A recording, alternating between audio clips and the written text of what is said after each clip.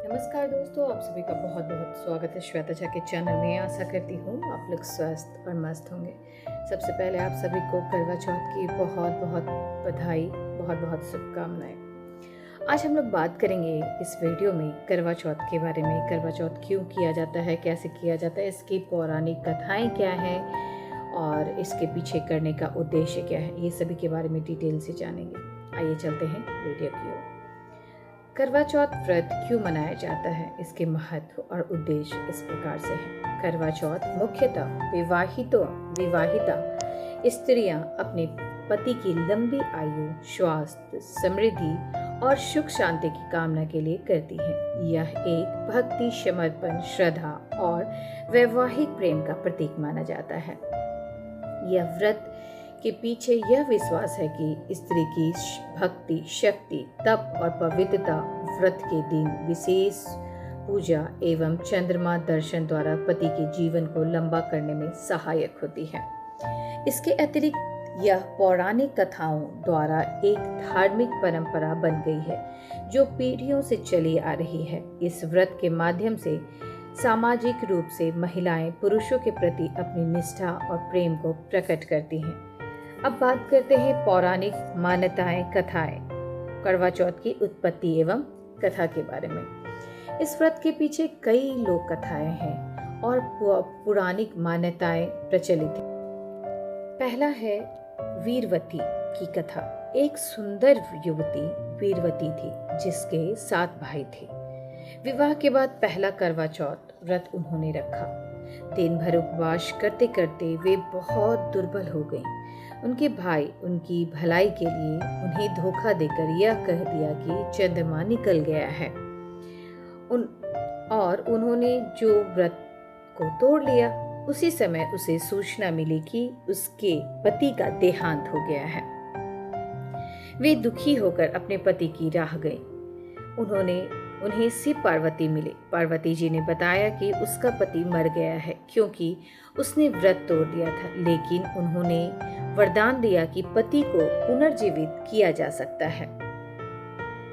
अगले वर्ष वीरवती ने पुनः व्रत किया और अंततः पति वापस जीवित हो गए। इस प्रकार यह व्रत पूजनीय हो गया। दूसरी कथा है करवा माता की कथा। एक अन्य कथा है कि करवा नाम की स्त्री थी जिसका पति एक नदी में स्नान करते समय मगरमच्छ द्वारा पकड़ा गया और मगरमच्छ ने करवा तुरंत गई और मगरमच्छ को रेशम का धागा बांधकर रोका। उसने यमराज से प्रार्थना की कि उसके पति की मृत्यु से रक्षा करे। यमराज प्रसन्न हुए और पति को जीवित कर दिए। इस कारण आज महिलाएं द्वारा करवा मिट्टी का घड़ा स्थापित किया जाता है और उसमें उपादान रखकर पूजा की जाती है। तीसरी कथा है द्रौपदी की कथा। यह कथा हम सभी ने सुना ही होगा और यह कथा बहुत प्रचलित है। यहाँ तक कि यह कथा के बारे में बच्चों के टेक्स्ट बुक में भी, हिंदी के टेक्स्ट बुक में भी इस कथा को पढ़ना है। द्रौपदी के बारे में द्रौपदी कथा। महाभारत में जब द्रौपदी ने पांडवों के प्रति आस्था जताई तब कृष्ण ने उन्हें वीरवती की कथा सुनाकर करवा चौथ व्रत की विधि बताई। द्रौपदी ने भी व्रत किया और पांडवों की सफलता में उनका योगदान माना जाता है।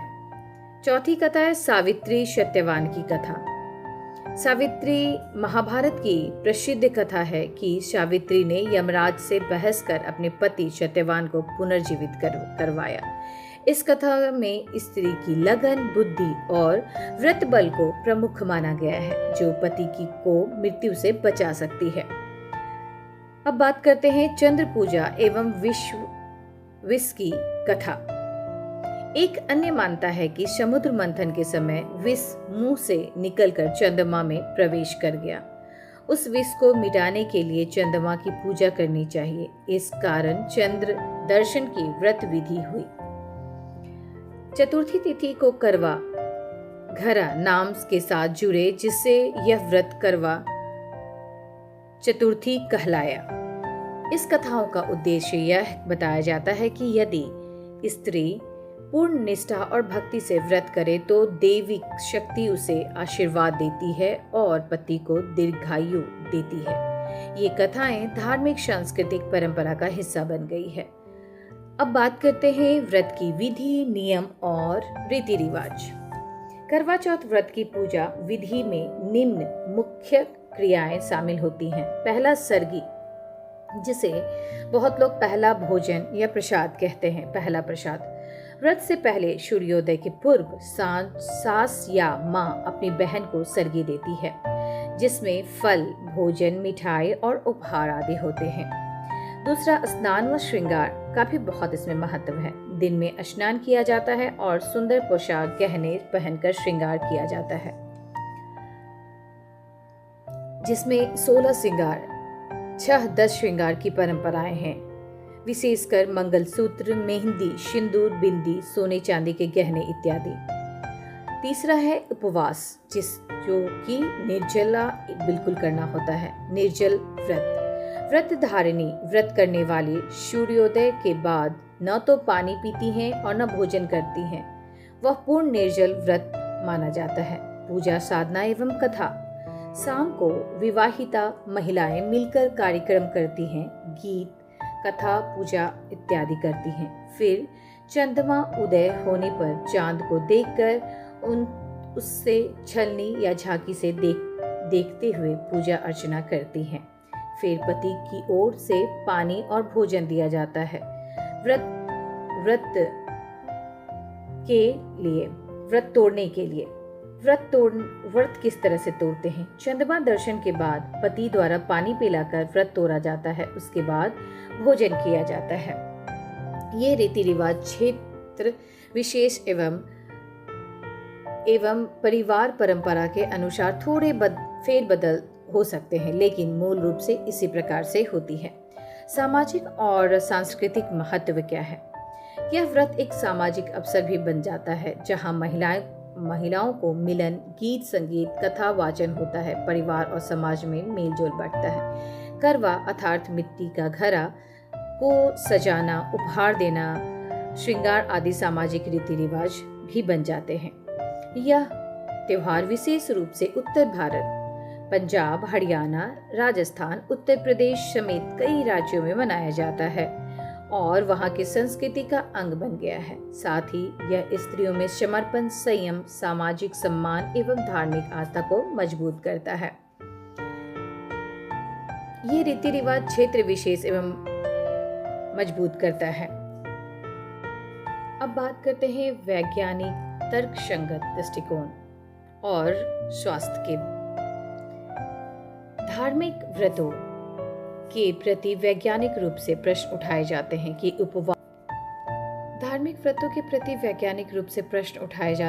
उपवास, विशेषतः निर्जला उपवास, क्या स्वास्थ्य या शारीरिक दृष्टिकोण से लाभ या हानिकारक? उपवास, फास्ट जिसे कहते हैं इंग्लिश में, और उसका स्वास्थ्य लाभ क्या है? शरीर को डिटॉक्स का अवसर। व्रत के दौरान ग्रहण न किए जाने वाले भोजन एवं पानी शरीर को विषहरण, डिटॉक्सिफिकेशन करने का एक अवसर दे सकते हैं, बशर्ते उपवास अधिक समय तक का न हो।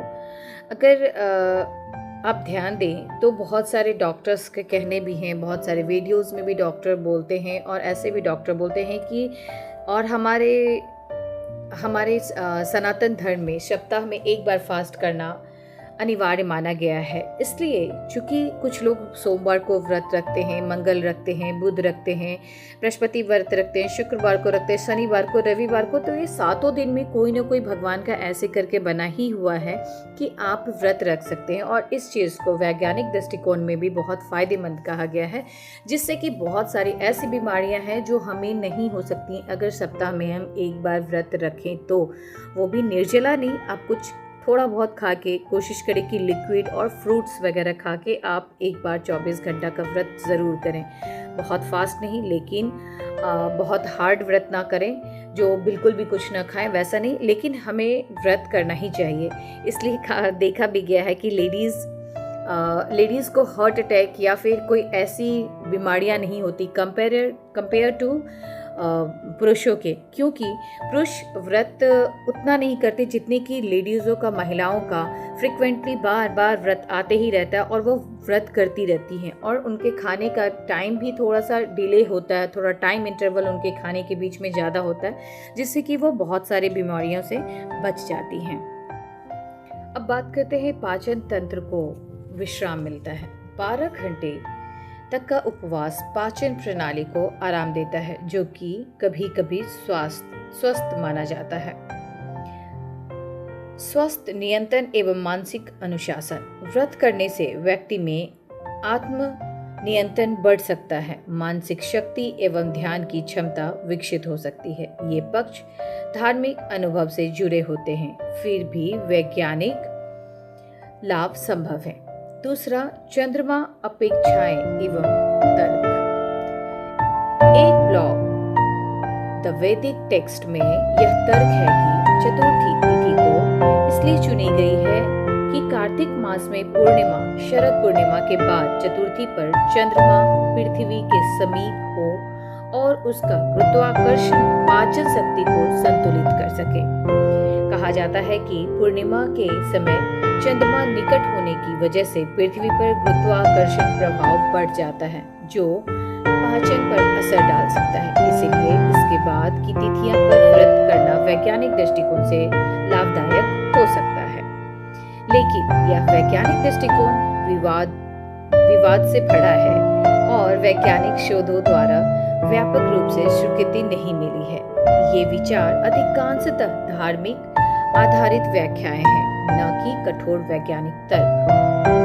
जोखिम और सावधानियां क्या क्या होती? निर्जला व्रत पूरे दिन बिना पानी करना, विशेषकर महिलाओं के लिए यदि स्वास्थ्य कमजोर हो तो, गर्भवती स्त्री हो या अन्य चिकित्सीय स्थिति हो तो जोखिम भरा हो सकता है।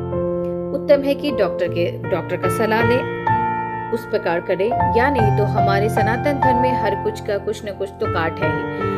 अगर आपके घर में कहते भी हैं कि आप कोई व्रत कर रहे हो, आपको पहली बार थोड़ा सा व्रत के बीच में आपको थोड़ा सा जूस, थोड़ा सा फ्रूट्स खिला दिया जाता है, पानी पिला दिया जाता है, तो आप उस चीज़ को हर बार कर सकते हैं। जो कि आप कभी प्रेग्नेंट हुए या फिर आपकी हेल्थ इश्यू है, तो आपका व्रत भी नहीं टूटेगा और आप उस तरह से अपने व्रत को कंटिन्यू कर सकती हैं। अत्यधिक उपवास से पथरी, मूल प्रणाली, रक्तचाप या गुर्दों पर दबाव हो सकता है यदि शरीर हाइड्रेट न हो तो, इसलिए पानी पीते रहना चाहिए फास्ट में भी।